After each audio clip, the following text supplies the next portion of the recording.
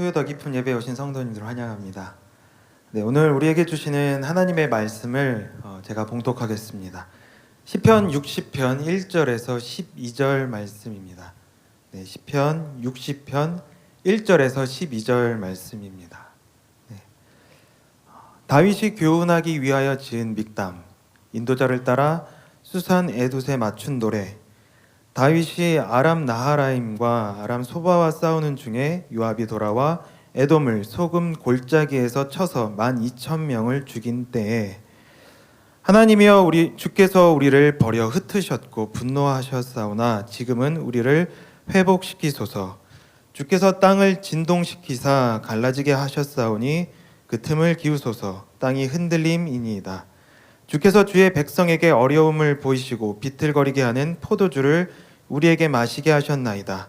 주를 경외하는 자에게 깃발을 주시고 진리를 위하여 달게 하셨나이다. 주께서 사랑하시는 자를 건지시기 위하여 주의 오른손으로 구원하시고 응답하소서. 하나님이 그의 거룩하심으로 말씀하시되 내가 뛰놀리라. 내가 세겜을 나누며 숫꽃 골짜기를 측량하리라. 길르앗이 내 것이요 므낫세도 내 것이며 에브라임은 내 머리의 투구요 유다는 나의 규이며 모압은 나의 목욕통이라. 에돔에는 나의 신발을 던지리라. 블레셋아 나로 말미암아 외치라 하셨도다. 누가 나를 이끌어 견고한 성에 들이며 누가 나를 에돔에 인도할까?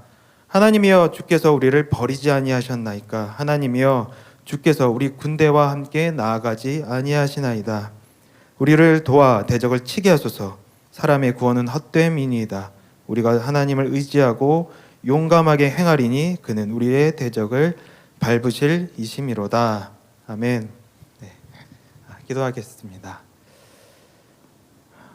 사랑하는 하나님 감사합니다. 오늘 이 귀한 복된 예배에 하나님을 사모하는 마음으로 나왔습니다. 우리의 찬양과 또 우리의 기도와 또 말씀 가운데 함께 하시고 우리의 심령을 새롭게 하시고 하나님의 그 놀라우신 은혜와 사랑으로 우리를 채우소서. 오늘 이 예배를 주님께 올립니다.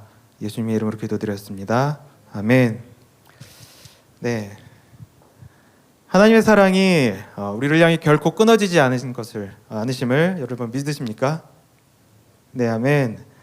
내 삶의 모든 곳에 하나님의 은혜가 있음을 믿으십니까? 아멘. 네. 저는 하나님께서 결코 우리를 버리지 않으시고 우리를 붙드시며 또 우리의 삶 곳곳에 은혜를 주시는 분이시라는 것을 믿습니다. 오늘 본문에 들어가기 앞서서 저희 시편 60편의 제목을 한번 제가 읽어보겠습니다. 네. 다윗이 교훈하기 위하여 지은 믹담, 인도자를 따라 수산 에둑에 맞춘 노래. 다윗이 아람 나하라임과 아람 소바와 싸우는 중에 요압이 돌아와 에돔을 소금 골짜기에서 쳐서 12,000명을 죽인 때에 네. 저는 이 제목을 보면서 이런 생각이 들었습니다. 와, 승전가구나. 12,000명이라는 대군을 물리치고 나서 굉장한 어떤 환희와 승리에 대한 어떤 감사와 하나님을 향한 찬양이 이 노래를 이끌어가겠구나. 하나님을 향한 어떤 감사와 어떤 찬양이 이 시를 통하여 울려 퍼질까라는 기대감이 있었습니다. 그런데 딱 시의 첫 1절부터 저의 마음은 하면 마음으로 바뀌었습니다. 분명히 12,000명을 죽인 때라고 나와 있는데 이 시편 60편의 내용은 그렇지 않습니다. 시작부터 다른 분위기가 펼쳐집니다. 시편 60편 1절에서 3절을 제가 쉬운 성경으로 한번 읽어드리겠습니다. 오 하나님, 주는 우리를 버리시고 흩어지게 하셨습니다. 주는 우리에게 분노를 퍼부으셨습니다. 그러나 이제 우리에게 다시 마음을 돌리소서. 주께서 땅을 흔들고 갈라지게 하셨습니다. 땅이 흔들리고 있으니 그 틈을 메워주소서. 주께서 주의 백성들에게 고통의 시간을 주셨습니다. 주께서 우리를 술 취한 사람처럼 비틀거리게 하셨습니다. 아멘. 분명히 승전의 상황인데 분명히 기쁨의 상황이고 어떤 하나님을 향한 찬양과 감사가 울려 퍼져야 되는 상황인데 그렇지 않습니다. 여기서 보면은 오히려 하나님의 진노, 하나님의 분노, 심판, 징계, 어떤 이런 어두운 분위기가 너무나도 많이 느껴집니다. 저는 굉장히 고민에 빠졌습니다. 분명히 제목은 아니었는데 왜 내용은 이럴까? 다윗이 무슨 생각으로 이런 제목을 달았을까? 내용은 왜 이렇게 썼을까? 도대체 왜 승리의 순간인데 다윗은 하나님의 진노와 징계에 대한 이야기를, 고통에 대한 이야기를, 술 취하며 비틀거리는 듯한 그 이스라엘 백성들의 그 힘들고 어려운 수치스러운 상황에 대한 이야기들을 하는 걸까? 왜 백성들은 지금 하나님의 진노 앞에 서 있을까라는 질문입니다. 계속 고민하면서 보다가 아까 읽었던 그 제목에서 하나의 실마리를 찾았습니다. 시편 60편 제목에는 가장 첫 문장에 다윗이 교훈하기 위하여 지은 시라고 적어놨습니다. 교훈하기 위하여. 쉬운 성경에는 교육하기 위하여라고 되어 있습니다. 거기서 제가 아하 이거였구나라는 생각을 하게 되었습니다.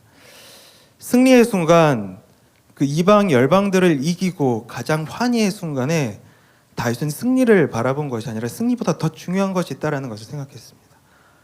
지금 이 승리에 도취되고 감사하고 찬양하는 것 물론 중요하고 너무너무 필요한 일이지만 그것보다 더 필요한 일이, 더 중요하게 우리 공동체에 기억되어야 할 것이, 우리 이스라엘 백성들 가운데 더 마음에 새겨야 할 것이 있다라는 것을 다윗은 깨달았던 것입니다. 그래서 다윗은 다른 이야기를 쓰고 있습니다.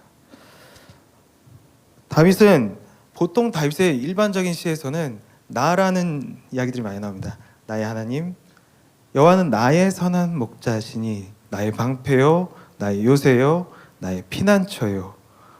또 나의 부르짖음을 들으소서, 나의 외침에 귀 기울이소서. 이렇게 나에 대한 고백들이 나옵니다. 하지만 오늘 이 시편에서는 다윗은 나라는 표현을 쓰지 않고 모든 곳에서 우리라는 표현을 사용을 합니다. 즉, 이 시를 통해서 우리 공동체가, 다윗이 속한 공동체가, 다윗이 이끌고 다니는 사람들이 이 메시지를 꼭 듣고 꼭 기억하고 그 마음에 새기기를 바랬던 것입니다. 마치 이렇게 들리는 것 같습니다.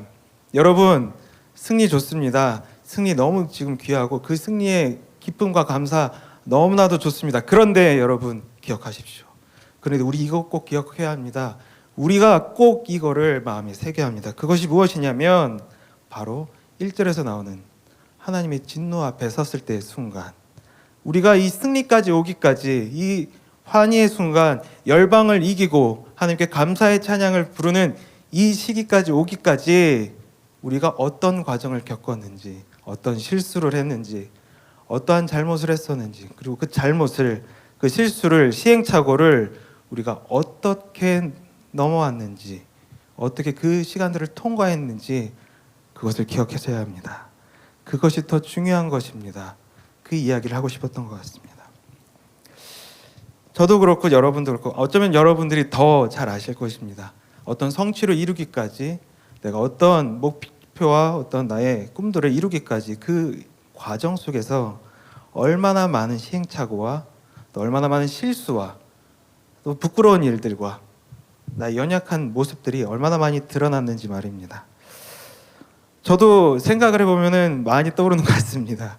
네, 제가 여기까지 오기까지 쭉 저의 신앙의 길들을, 혹은 저의 인생의 길들을 돌아보면은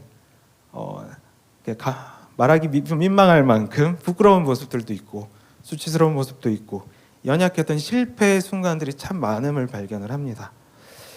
그 실패의 순간들과 약했던 모습들을 찾아보다 보면 거기서 발견되는 저의 불순종과 제 자기중심성, 저의 어떤 욕심들, 깎여지지 않는 저의 성품들, 이런 것들을 많이 발견을 하게 됩니다. 그러다 보면 그 저의 약함들이 하나님으로부터 멀게 만들고 오히려 하나님을 떠나게 만들고 헤매게 만들고 방황하게 만들었던 기억들을 생각나게 하는 것 같습니다. 그러다 보면은 불가피하게 맞닥뜨리는 순간들이 있습니다. 하나님께 진노를 받는다라는, 하나님께 징계를 받는다는 그러한 느낌을 가득 받는 어떤 실패의 순간입니다. 그러한 순간들이 내 개인에게도 찾아올 때도 있고, 내 가정에게 찾아올 때도 있고, 나의 학교 공동체나 혹은 직장 일터에서도, 내가 속한 어떤 공동체에서도 그러한 순간들이 찾아올 때가 있습니다. 마치 하나님이 나를 책망하시는 것 같고, 내가 저지른 잘못된 선택들과 부족한, 연약한 실수들로 인해서 그것에 대해서 하나님이 꾸지람을 하는 것 같은 그러한 순간들이 찾아옵니다. 그때면은 제가 한 20대 때였던 것 같습니다. 그런 마음이 굉장히 사로잡혀 있었던 때가 있습니다. 하나님이 날 싫어하지 않는가? 내가 너무 실수해서, 너무 멀리 떠나서, 너무 불순종해서 이제 하나님이 나를 버리신 것이 아닌가? 더 이상 나를 보지 않으실 것 같다. 더 이상 나를 사랑해주지 않을 것 같다라는 그러한 부정적인 생각에 마음이 가득 잡혔던 적이 있습니다. 그럴 때면은 교회도 나가기 싫고, 신앙 공동체는 더더욱이 가기 싫고, 또 교회 다니는 친구들은 별로 만나기 싫어집니다. 왜냐하면 만나면 불편하거든요. 마음이 불편하고 괜히 찔리는 것 같고, 더 내가 죄송해지고, 더 내가 마음이 부끄러워지고 작아지는 것 같아서 그냥 자꾸자꾸 밖으로만 돌게 되는 것 같습니다. 오늘 이 말씀은 바로 그 자리에서 시작을 합니다. 그 자리에서 우리는, 신앙인들은, 그리스도인들은 어떻게 그 자리를 넘어갈 것인가.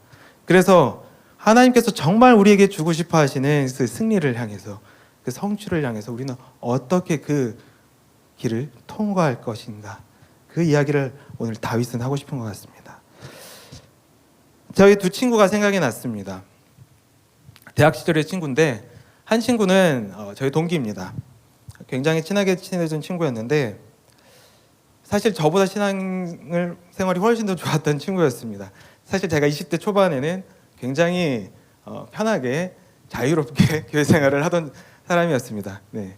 주변부로 이렇게 빙글빙글 돌면서 목사님이나 전사님이 와서 뭐 좀 하라라고 그러면은 못 들은 척하고 딴 데 가 있다가 몇 주 뒤에 나타나고 그랬던 것이 저였던 것 같습니다. 그런데 이 친구는 좀 달랐습니다. 제가 그렇게 빙글빙글 돌고 있으면 너 왜 교회 안 가냐? 너 교회 가야지. 너 목사님이 이거 하라고 했는데 가서 좀 섬기는 게 어때? 라고 하면서 저한테 권면을 하던 친구였습니다. 그래서 굉장히 저한테 찔림이 되었던 친구면서도 한편으로는 참 대단하다. 어떻게 같은 나이지만 어떻게 저렇게 성숙하게 자랄까라고 생각하던 한 친구가 있었습니다. 근데 이 친구가 계속 신앙생활을 잘 유지하면서 학교 생활을 했었는데 졸업을 하고 서울에 올라왔을 때 조금 문제가 생겼습니다. 공부도 굉장히 잘했던 친구인데 좋은 회사에 취직을 하게 됩니다. 그리고 나서 이 친구가 조금씩 달라지는 것을 느꼈습니다. 학생일 때는 이 친구의 마음은 신앙생활로 하나님을 향해서, 복음을 향해서 굉장히 뜨거웠던 친구였는데 그래서 짬짬이 시간을 내서 알바를 해가지고 돈을 모아서 선교도 다녀오고 그랬던 친구인데, 이제 좀 괜찮은 직장을 가지고 좀 좋은 삶을 살면서 갑자기 조금씩 마음이 바뀌는 겁니다.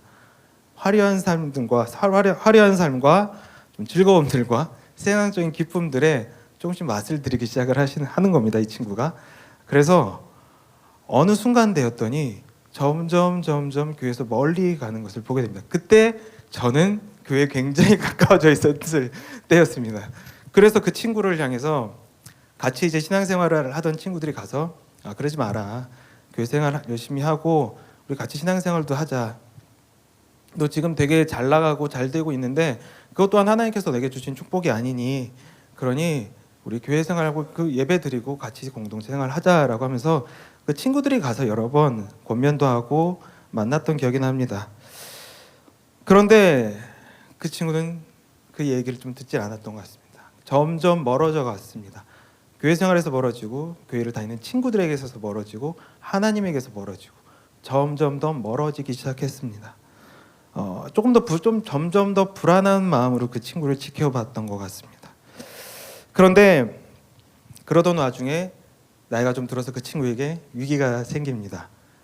건강과 결혼 생활에 큰 위기가 찾아왔습니다. 그 친구가 굉장히 자랑스럽게 부여잡고 있었던 부분 중에 하나였는데, 그 건강과 결혼 생활에 큰 위기가 닥치게 되고, 그때 친구들은 더 그 친구를 돕기 위해 갔지만 그 손을 뿌리치고 더 멀리 갑니다. 그때 했던 말이 하나님은 나를 별로 안 사랑하시는 것 같아 였습니다. 그 친구의 말은. 네. 그러면서 더 멀리 가는 것이었습니다. 그리고 나서 결국에 그 친구가 가장 소중하게 붙들고 있었던 그 직장마저도 내려놓게 되었습니다. 그 이후 그 친구는 하나님을 원망하고 비난하며 더 멀어지는 것을 보았습니다. 너무 안타까웠습니다. 20대 20살 때부터 보았던 친구가 그렇게 변해가는 과정을 보면서 삶의 위기 가운데서 너무나도 급격하게 흔들리고 마음을 잡지 못하고 더 멀어지고 그를 붙잡기 위해서 다가가는 손길마저도 뿌리치고 더 멀리 가버리는 그 모습을 보면서 너무나도 많이 속이 상했던 것 같습니다. 하나님께서는 그 친구를 회복시키고 싶으셨다라는 마음이 너무나도 많이 느껴졌습니다. 그래서 저뿐만이 아니라 정말 많은 친구들이 그 친구를 붙잡기 위해서 그 친구에게 사실 20대 때 도움을 받았던 친구들이기 때문에 그 친구를 더 붙잡고 싶었던 것 같습니다. 그러나 잘 되지 않았습니다. 아마도 이 친구가 하나님께 돌아오기까지는 더 많은 시간이 필요할 것 같습니다. 여전히 멀리 있기 때문입니다. 또 한 명의 친구를 소개하겠습니다. 이 친구는 저희보다 한 살 어린 후배인데 이 친구도 제 대학에서 만난 친구인데 목사님의 아들이었습니다. 굉장히 신기한 친구였습니다. 목소리도 좋고 말도 잘하고 언변이 굉장히 좋은 친구였습니다. 그런데 이 친구에게는 위기가 일찍 찾아왔습니다. 20대 초반에 이 친구가 신천지에 빠지게 됩니다. 굉장히 심각한 수준이었습니다. 얼마나 깊게 빠졌는지 신천지에서도 굉장히 높은 위치까지 갑니다. 20대 초반의 나이였지만 굉장한 중체계를 맡고 신천지 안에서도 행동대장 일을 하게 되는 굉장히 신천지 안에서도 참 어떻게 보면은 가장 활동적이고 적극적이고 공격적인 대원이 되었습니다. 학교에 있는 신앙 공동체들과 교회와 수많은 사람들을 상처 입히고 아프게 하고 갈등을 일으키고 그 친구 때문에 저는 경찰차를 너무 많이 학교에서 보게 되었습니다. 폭력 사건도 많아지고 너무나도 많은 아픔들이 일어났습니다. 그 친구들에 대한 어떤 분노와 상처와 아픔들이 학교 그 또래 안에는 너무나도 많이 퍼졌던 것 같습니다. 그리고 어느 날 이 친구가 어떤 한 목사님을 공격하기 위해서 오토바이를 타고 찾아가던 길이었습니다. 그때 이 친구는 교통사고를 당합니다. 사경을 헤매고 그리고 또 수개월간 병원에 입원해 있는 그 시간 동안에 수많은 소송이 걸려 있고 수많은 비난과 그 친구를 향한 공격과 그 다음에 그 신천지 생활을 하느라 모든 학교 생활이 다 무너져 있고 학사 경고로 가득했던 그 시간 속에 그 친구는 하나님을 만납니다. 그리고 나서 그 친구는 그곳에서 변화를 했습니다. 1년 동안 그 친구는 학교에 있는 모든 사람들을 찾아다니면서 자기가 상처 입혔던 그 지역에 있는 교회의 목사님들과 전도사님과 성도님들을 찾아다니면서 사과하고 용서를 비는 일을 1년 동안을 합니다. 건강을 회복한 후에 말입니다. 그리고 나서 지금은 이단에 빠진 사람들, 특히 신천지에 빠진 사람들을 구해내서 다시 상담하고 올바른 신앙을 가르쳐서 교회로 돌려보내는 일을 하고 있습니다. 저는 이 두 친구가 오늘 이 말씀을 들으면서 떠올랐습니다. 인생의 위기의 순간 가운데 둘 다 신앙이 있었지만 또 한 명은 또 굉장한 어떻게 보면 잘못된 신앙을 갖고 있었던 큰 위기에 있었지만 어떻게 반응하느냐에 따라서 그 위기를 어떻게 지내느냐에 따라서 그 친구의 결과들이 앞으로의 삶들이 너무나도 많이 바뀌는 것을 보았기 때문입니다. 우리는 필연적으로 경험합니다. 나의 실수와 나의 잘못과 또 때로는 하나님 앞에 내가 범죄함으로 인해서 잘못함으로 인해서 호된 꾸지람과 진노와 그 아픈 채찍질 앞에 서게 되는 때가 있습니다. 두 친구가 그랬습니다. 한 친구도 그랬고 호된 꾸지람 앞에 갑자기 서게 되는 때가 있었습니다. 그때 그들이 붙잡고 있던 것들이 무너지고 내가 소중하게 여기던 것들이 흔들리면서 하나님 앞에서 혼나고 부끄러워지고 멈춰서게 되는 때가 있었습니다. 근데 한 친구는 그 어려움을, 그 시기를, 그 진노를 통과하였고 한 친구는 그 진노를, 하나님의 꾸지람을 통과하지 못했습니다. 무엇 때문일까요? 그럼 우리는 무엇을 붙잡아야지, 무엇이 있어야지 그 시기를 통과할 수 있을까요? 물론 그런 상황에 안 가는 것이 최선입니다. 네, 그런 환경에 하나님께 혼나는 자리에 우리가 가지 않는 것이 가장 좋은 일입니다. 하지만 어떻게 우리의 인생을, 우리의 신앙을 그렇게 장담할 수가 있겠습니까? 다윗도 그랬고 수많은 성경의 인물들도 그랬고 우리의 연약함은, 우리의 욕심은, 우리의 이기적임은 우리를 그 자리 앞에 때로는 본의 아니게, 의도치 않게 서게 할 때가 있기 때문입니다.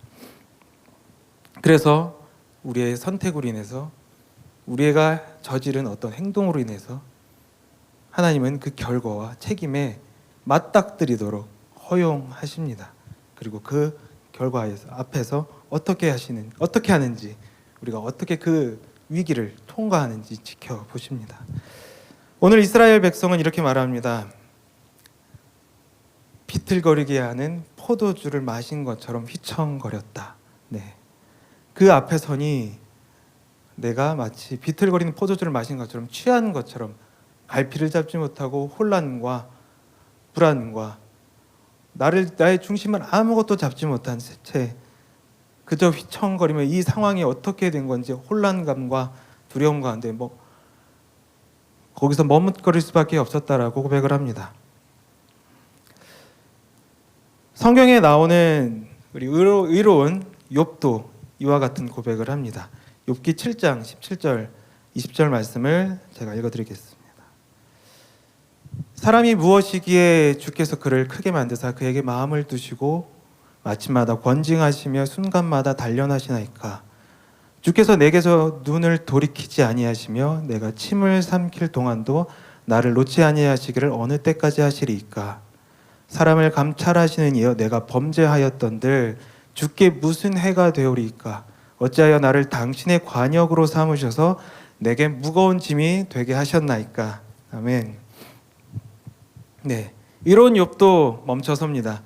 하나님을 진노케 할 잘못을 하지 않았음에도 고난 앞에서 욥도 이렇게 하나님 앞에 불평을 합니다. 감찰하시는 이여 내가 범죄하였든 내가 실수하고 잘못을 행하였든 그게 하나님께 무슨 해가 됩니까? 그냥 나를 좀 내버려 두십시오. 뭘 그렇게 나를 혼내시고 뭘 그렇게 나를 책망하시고 뭘 그렇게 나를 흔드십니까? 너무 힘듭니다. 너무 괴롭습니다. 그냥 내가 좀 잘못해도 그냥 두십시오. 제발 좀 이러다가 지나가겠지요. 왜 이렇게 나를 그 자리에 세우시고 그 잘못을 대면하게 하십니까? 혹시 이 위기를 대면하게 하십니까? 이 아픔을 바라보게 하십니까? 너무 아픕니다. 그 이야기를 욥도 합니다. 우리는 여기서 무엇을 붙잡아야 될까요? 하나님의 진노를 붙잡아야 될까요? 하나님의 심판을 붙잡아야 될까요? 하나님의 정의와 공의를 붙잡아야 될까요? 도대체 우리는 여기서 그 자리에서 하나님의 진노의 자리에서 혹은 하나님의 꾸지람의 자리에서 하나님의 책망의 자리에서 도대체 우리는 무엇을 붙잡아야 될까요? 여러분 무엇을 붙잡겠습니까? 거기서 여러분은 무엇을 의지하겠습니까? 그 순간에 우리가 붙잡을 것은 아이러니하게도 하나님입니다. 아이러니하게도 그때 우리는 우리를 혼내시는 하나님을 붙잡아야 됩니다. 근데 조금 더 정확하게 말하면 하나님의 성품입니다. 우리가 익히 알고 있는 그 하나님의 성품을 붙잡아야 합니다. 하나님의 성품을 붙잡고 그 혼냄의 자리에서 엎드려야 합니다. 어떤 성품일까요? 출애굽기 34장 6절에서는 하나님께서 자신의 성품을 이렇게 우리에게 말씀하십니다. 여호와께서 모세 앞을 지나시며 말씀하셨습니다. 나는 여호와이다. 여호와는 자비롭고 은혜로운 하나님이다. 나는 그리 쉽게 노하지 않으며 사랑과 진실이 큰 하나님이다. 아멘. 네, 우리 담임 목사님께서 계속해서 강조하시며 매 주일 이야기하시는 하나님의 성품이 있습니다. 무엇이죠? 네, 사랑. 하나님의 사랑. 네, 하나님의 사랑입니다. 하나님이 때로 우리를 향해서 매를 드실 때가 있습니다.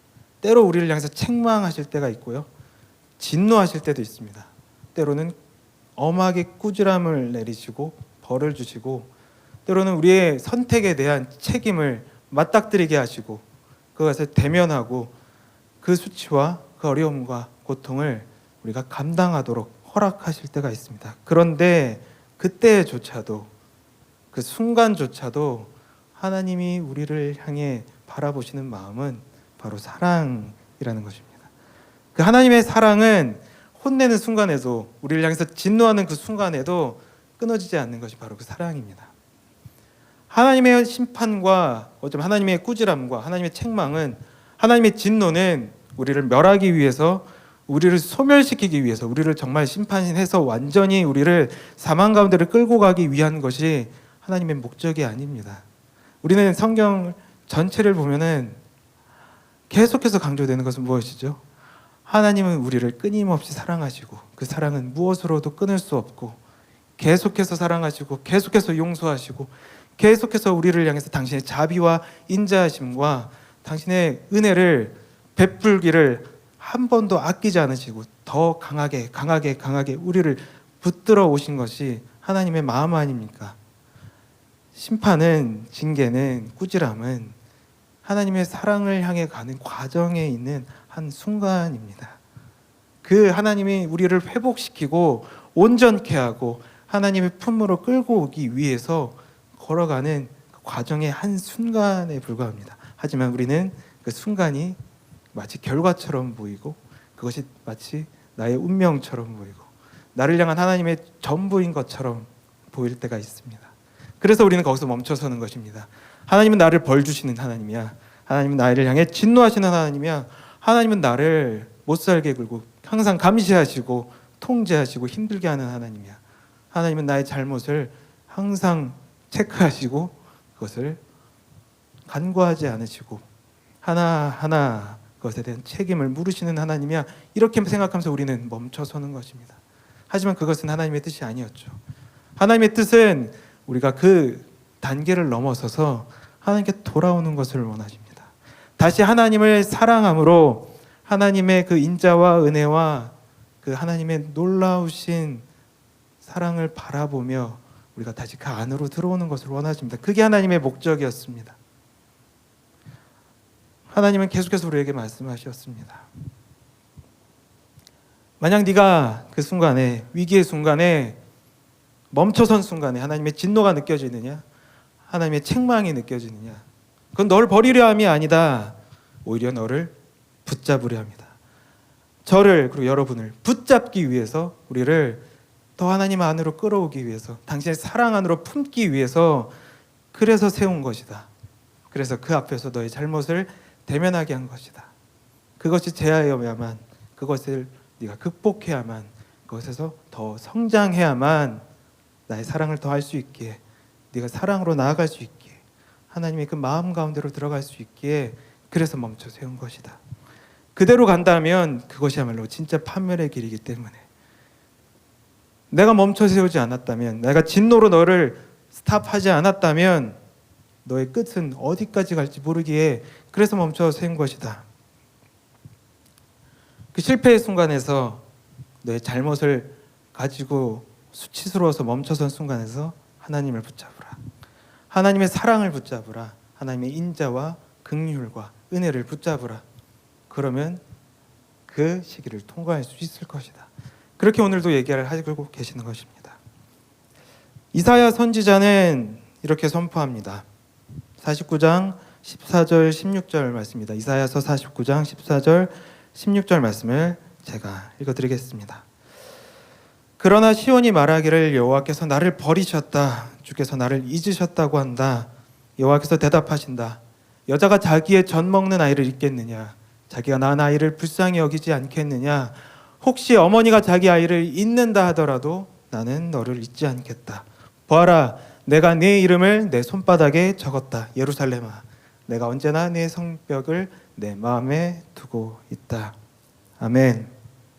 하나님의 사랑은 우리를 버리지 않습니다. 결코 버리지 않습니다. 오히려 우리를 더 꽉 붙잡는 것이 하나님의 사랑입니다. 우리는 하나님의 책망에 집중합니다. 하나님의 진노에 집중하고 하나님의 심판에 집중하고 하나님의 정의와 공의가 마치 나를 향한 화살처럼, 내가 관역이 된 것처럼 거기 앞에서 불안해하고 두려워합니다. 거기서 멈춰서서 나를 벌 주시는 하나님이라고 생각합니다. 하지만 심판의 순간에서도, 이스라엘을 향해서 혼내는 순간에서도 이사야 선지자를 통해서 하나님은 똑같이 선포하십니다. 너희를 버리지 않는다. 결코 버리지 않는다. 나의 백성을, 나의 사랑하는 딸, 나의 사랑하는 아들, 나의 사랑하는 자녀를 나는 결코 버리지 않겠다. 결코 그 사랑을 그 누구도, 그 어떠한 것도 끊을 수 없다. 혈육의 부모가 그 자식을 사랑함 같이, 아니 그 이상으로 혈육의 부모가 자식을 버린다 해도 나는 그 나의 사랑을 멈추지 않을 것이고 너희를 더 꽉 붙들고 사랑할 것이다. 그러니 기억해라. 이 사랑을 기억해라. 어떠한 순간에도, 어떠한 상황에도, 어떠한 위기에도, 어떠한 아픔에도, 심지어 너희가 잘못해서 스스로 수치스럽고 죄책감과 아픔과 고통 속에 하나님으로부터 멀어지고 싶은 마음이 우리 안에 가득가득 차오르는 그 순간조차도 하나님의 사랑을, 하나님의 성품을 기억해라. 그것이 너희가 그 시기를 통과할 수 있는 유일한, 정말 유일한 힘이다. 유일한 길이다 라는 것을 말씀하십니다. 하나님은 여러분을 결코 버리지 않으십니다. 저를 버리지 않고 여긴 성도님 한 분 한 분 포기하지 않습니다. 그런 우리에게 다윗은 이 시편 60편을 통해서 교훈을 주고 다시 한번 교육합니다. 승리가 중요한 것이 아닙니다. 승리는 나중에 따라오는 결과입니다. 하나님을 쫓아갔을 때, 하나님의 사랑을 붙들고 나아갔을 때 우리가 자연스럽게 얻게 되는, 자연스럽게 우리의 삶에 얹혀지게 되는 그러한 선물입니다. 정말 이 하나님의 승리 앞에서, 이 하나님의 전쟁 앞에서 여러분들이 가장 기억해야 할 것은, 이 시편 60편의 말씀을 제가 당신들에게 드리는 이유는 다른 것이 아니라 우리가 어떤 과정을 통해서 그 승리를 향해 갈지, 우리의 실패와 시행착오와 우리의 연약함 가운데 어떠한 과정과 무엇을 붙들고 우리가 하나님께 갈지, 그것이 바로 하나님의 사랑이고 하나님의 성품이고 하나님의 마음임을 여러분들이, 이 시편을 듣는, 이 시편을 기억하는 모든 이들이 마음에 새기십시오. 마음의 가장 깊은 곳에 새기고 잊지 마십시오. 하나님의 사랑이 여러분을 이끌 것입니다. 하나님의 사랑이 여러분을 세울 것입니다. 회복시키실 것입니다. 치유할 것입니다. 그리고 우리의 모든 수치와 죄책감과 아픔으로부터, 나를 향한 수많은 비난으로부터 우리를 자유케 할 것입니다. 그것이 바로 하나님의 사랑입니다. 네. 시편 60편 11절에서 12절 말씀을 제가 우리 함께 읽고 오늘 말씀을 하시도록 하겠습니다. 자, 함께 읽겠습니다. 우리를 도와 대적을 치게 하소서. 사람의 구원은 헛됨이니이다. 우리가 하나님을 의지하고 용감하게 행하리니 그는 우리의 대적을 밟으실 이심이로다. 아멘.